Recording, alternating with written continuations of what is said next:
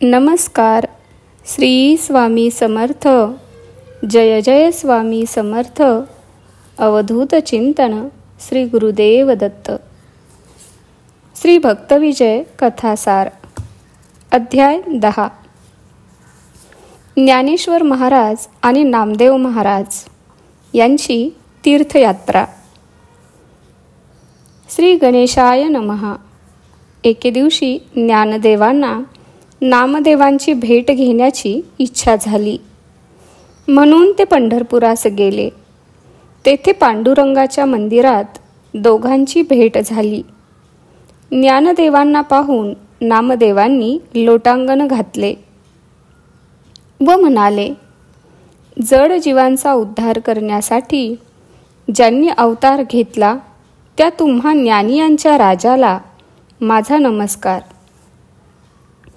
मग दोघांनीही एकमेकांना आलिंगन देऊन क्षेमकुशल विचारले. ज्ञानदेव म्हणाले, नामदेव, तुमचे भाग्य थोर, म्हणूनच हे पांडुरंग अहोरात्र तुमच्या सानिध्य आहेत. आता मी काय सांगतो ते ऐका.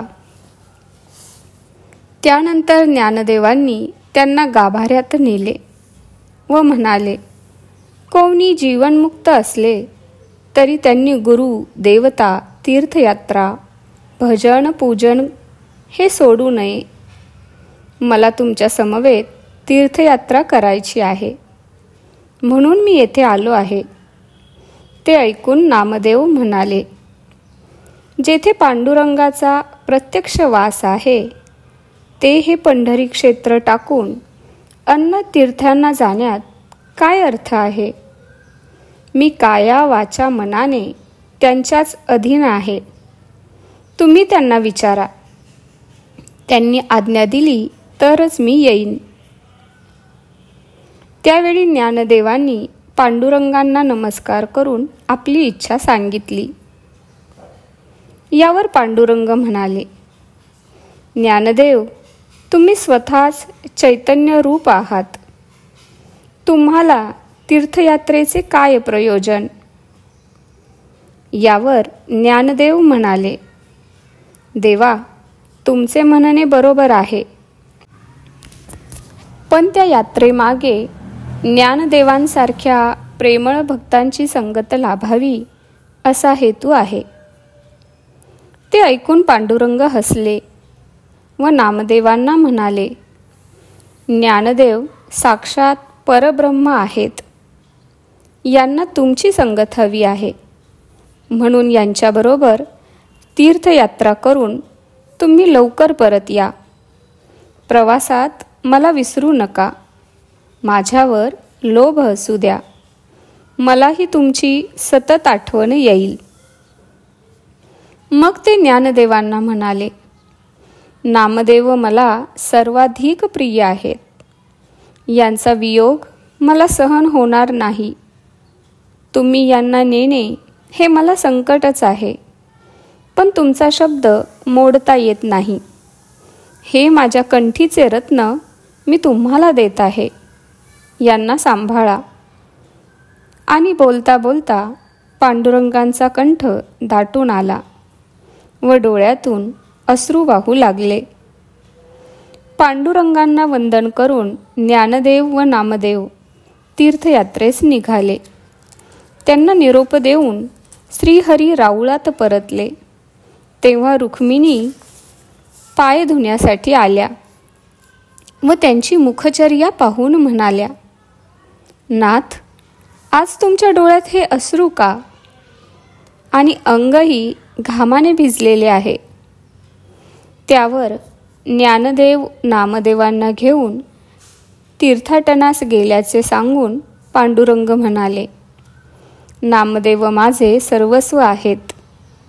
त्यांचा वियोग मला सहन होत नाही.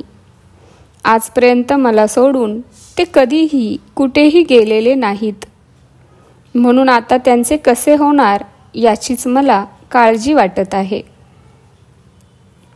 रुक्मिणी म्हणाल्या, नाथ, ज्यांच्या मुखी तुमचे नाम आहे त्यांना शोक मोह बाधत नाहीत असे तुम्हीच म्हणता ना. त्यावर पांडुरंगांनी उत्तर दिले, रुक्मिणी, तुमचे म्हणणे बरोबर आहे, पण भक्तांवाचून मला क्षणभरही करमत नाही. मी अव्यक्त निराकार असूनही भक्तांसाठीच सगुण साकार झालो आहे. मी भक्तांचे हृदय जाणतो, तसे तेही माझे अंतरंग ओळखतात. दीप आणि प्रकाश जसे एकरूप असतात, तसे त्यांचे आणि माझे ऐक्य असते. अहंकाराचा त्याग करून जे माझ्याशी समरस होतात, ते विज्ञानी भक्तराज होत. नामदेव हे त्यांचे चरणरज आहेत, आणि तेच प्रेमळ मित्र आज माझ्यापासून दूर गेल्यामुळे मला अतिशय दुःख वाटत आहे. त्या समयी बोलता बोलता ते मूर्छित पडले. असे असता रुक्मिणींनी त्यांना मोठ्या धैर्याने सावध केले. त्यांच्या समाधानासाठी अन्य भक्तांना बोलावून आणले. त्यांनी विचारले, देवा, आज इतके व्याकुळ का झालात? पांडुरंग म्हणाले, नामदेव माझा प्राण आहे.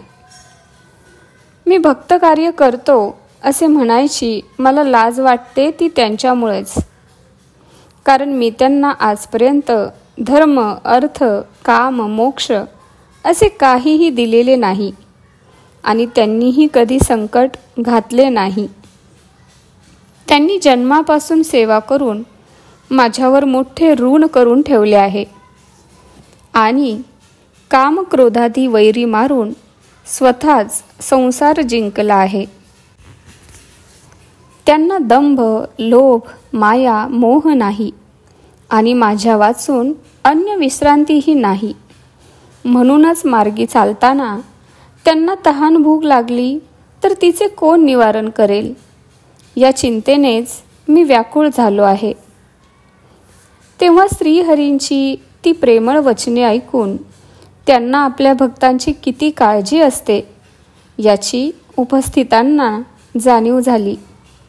त्यांनी हर्षाने श्रीहरींचा जय जयकार केला आणि मोठ्या प्रेमाने त्यांच्या चरणांवर लोटांगण घातले. इकडे नामदेवांची अवस्थाही काही वेगळी नव्हती. कासावीस होऊन ते श्रीहरींना आळवत होते. तेव्हा त्यांनी पांडुरंगांना उद्देशून म्हटलेली करुणावचने ऐकून ज्ञानदेवांनी अद्वैतपर ज्ञानगोष्टी सांगून त्यांची समजूत घालण्याचा प्रयत्न केला. ते म्हणाले, नामदेव, भक्तांशी सख्य असलेले भगवान विठ्ठल तुमच्या हृदयात नित्य विराजमान असताना त्यांच्या वियोगाचे दुःख वाटून तुम्ही कशासाठी शोक करीत आहात? मृगाच्या नाभीत सुगंध असताना त्याच्या शोधार्थ त्याने वनामध्ये भटकावे, असे तुमचे झाले आहे. म्हणून आपले आत्मस्वरूप ओळखून अखंड निजानंद घ्या.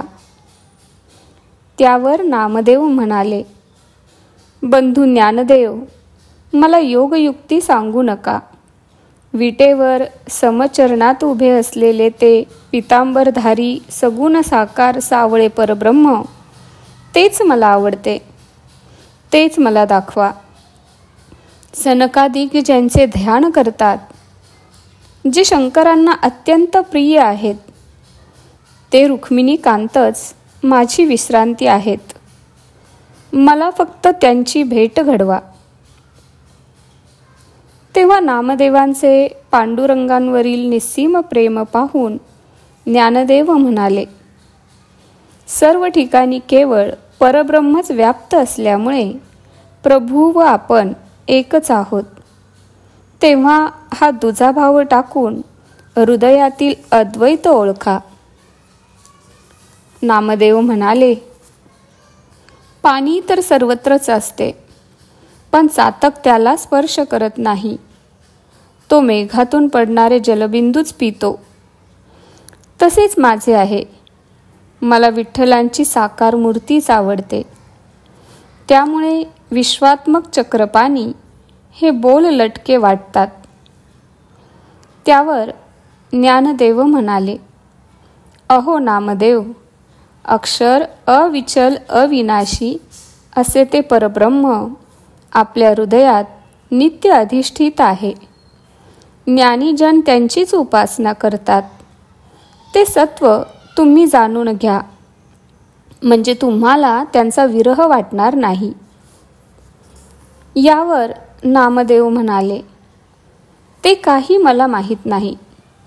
ज्यांच्या दर्शनाने माझे नेत्र धन्य होतात, ज्यांच्या कीर्तन श्रवणाने माझे कान तृप्त होतात, ते विठ्ठल रूपच मला आवडते. त्यांचा हा निर्धार पाहून ज्ञानदेव म्हणाले, नामदेव, तुम्ही धन्य आहात आणि धन्य आहे तुमचा शुद्ध भाव. आता ज्या सप्रेम भक्तीने तुम्ही ऋषिकेशांना स्वाधीन करून घेतलेत, तो भक्तिमार्ग मला नीट समजावून सांगा. भजन, श्रवण, मनन कसे करावे? निधिध्यास कसा करावा? ध्यान कसे करावे? धारणा कशी करावी? विश्रांती कशाला म्हणतात? ते सर्व मला सविस्तर सांगा.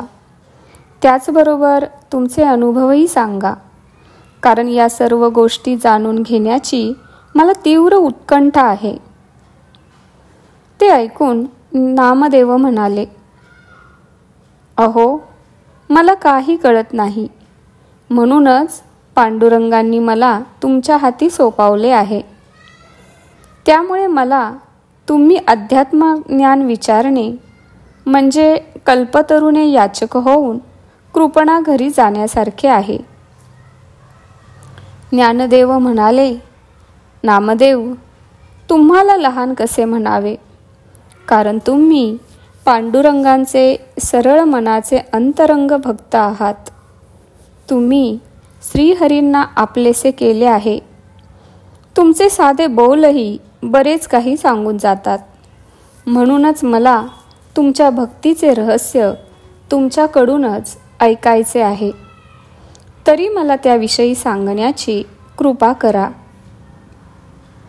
त्यावेळी ज्ञानदेवांची उत्कंठा जाणून नामदेव म्हणाले, अंगी वैराग्य असणे, मनात सर्व भूतांबद्दल दया असणे आणि अंतकरणात प्रपंचाची व मी तूपणाची खळबळ नसणे, अशी जी स्थिती तिलाच शुद्ध भजन म्हणतात. व्यवहारांमध्ये हा श्रेष्ठ तो कनिष्ठ असा भेदभाव नसणे, हेच अखंड नमन होय. सर्वत्र एकमेव परमेश्वरच व्याप्त आहे, याचे निरंतर अनुसंधान, यालाच ध्यान म्हणतात. देहभान विसरून समरसतेने हरिकीर्तन ऐकणे, यालाच श्रवण भक्ती म्हणतात. प्रपंचात राहूनही सतत स्वहिताचा, आत्मउद्धाराचा विचार करणे, हेच मनन होय. संसारात लोकचाराला धरून वागत असतानाही चित्त सतत ईश्वर चरणी ठेवणे, यालाच निधिध्यास म्हणतात. काया वाचा मनाने भगवंताला शरण असणे, हीच विश्रांती होय. या जगात हरिकीर्तनाहून श्रेष्ठ असे काहीही नाही. ईश प्राप्ती हेच सर्वोत्तम ध्येय असून साधनांचा जो काही आटापिटा करायचा आहे, तो याच उद्दिष्ट पूर्तीसाठी करावा. त्याविरहित जे प्रयत्न ते सर्व बंधनच होय. नामदेव स्वअनुभवाच्या आधारे हे सारे बोलत होते. त्यांचा प्रत्येक शब्द ज्ञानोबांवर अमृतवर्षाव करत होता. विष्णुभक्त उदंड आहेत, पुढेही होतील, पण नामदेवांसारखे नामदेवच. त्यांच्यासारखा दुसरा होणे नाही, हे त्यांनी पुरते ओळखले होते. म्हणूनच बंधू, तुम्ही धन्य आहात, असे गौरवोद्गार ज्ञानोबांनी काढले. ज्ञानदेवांनी त्यांना दृढ आलिंगन दिले अशा प्रकारे ते दोन्ही भक्त नित्य सुखसंवाद करीत, विविध तीर्थक्षेत्रांना भेटी देत आणि भगवंत भक्तीचा प्रचार व प्रसार करीत एके दिवशी हस्तिनापुरात आले. त्यांची कीर्ती ऐकून तेथील यवन राजाला राग आला होता. म्हणून नामदेवांचे कीर्तन चालले असताना त्याने एका गायीचा वध केला आणि म्हणाला, हिला पुन्हा जिवंत केलीत तर तुमचे कीर्तन खरे आहे असे मी मानीन, अन्यथा मी तुमचाही वध करीन. आता किती दिवसात या गायीला तुम्ही जिवंत करू शकता ते सांगा. तेव्हा नामदेवांनी 4 दिवसांची मुदत मागितली आणि व्याकुळ होऊन साश्रुनयनांनी विठ्ठलांचा आर्त धावा केला. तेव्हा 4था दिवस सरत आला. असे असताना पांडुरंगांनी त्यांच्या हृदयात प्रकट होऊन मृत गायीस जिवंत केले. ते पाहून सर्व वैष्णवांनी मोठा जय जयकार केला. त्या प्रसंगी नामदेवांनी विचारले, हे प्रभो, माझा एवढा अंत का पाहिलात? तेव्हा भक्तवत्सल श्रीहरी म्हणाले, तुम्ही 4 दिवसांची मुदत मागून घेतलीत, त्याला मी तरी काय करणार? तुम्ही तात्काळ पाचारले असते तर मी त्वरित आलो असतो. मी भक्तांच्या अधीन असल्यामुळे ते सांगतात तसेच मी वागतो. त्यांनाही ते पटले. ते वृत्त यवन राजाला कळताच त्याला मोठे आश्चर्य वाटले. तो पश्चातापाने नामदेव आणि ज्ञानदेव या संत श्रेष्ठींना शरण आला. अध्याय 10 समाप्त. श्री स्वामी समर्थ. जय जय स्वामी समर्थ. अवधूत चिंतन श्री गुरुदेव दत्त. धन्यवाद.